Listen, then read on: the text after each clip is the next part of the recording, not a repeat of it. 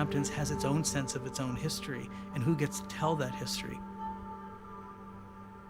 There are two ways that people who kind of come to an area and conquer and settle an area try to both imprint their own identity on it and then naturalize it in a way as if they've always been there.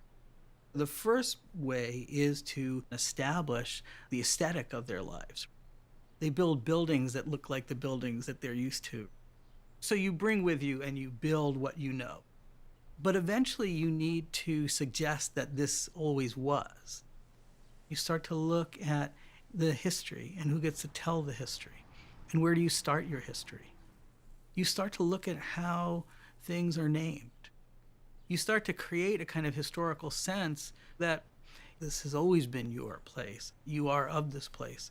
And so if we're really going to have an accurate picture of history, you know, whose voices aren't being portrayed in this and what do they add to the story?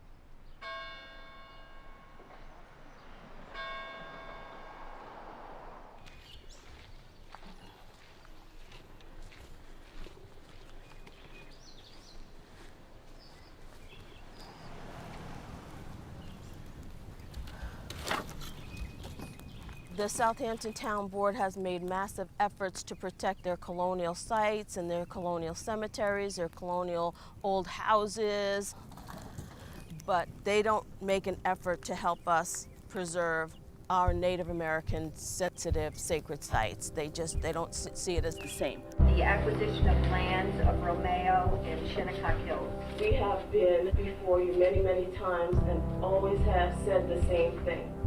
The goal is to preserve the 13 acres. Good afternoon.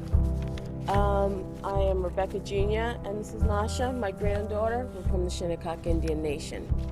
I believe the town of Southampton needs a reminder that life did not begin in 1640 when the Pilgrims arrived on our shores from Europe.